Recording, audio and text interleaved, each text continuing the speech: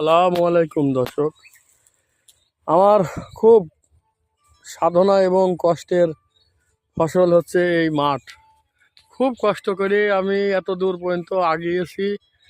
এখন মাঠে এসেছিলাম ভুঁইটা চষতে, এসে দেখছি আমার এই বেড়া, লোকজন এখানে ঢোকার জন্যে আমার বেড়ায় ফাঁক করে এইভাবে সব মানুষ ঢুকে আমার ফসল নষ্ট করে। আমি এত কষ্ট করে আবাদ করি, সার বিষ জানেন তো কত দাম, কত খরচ, জোন কত খরচ।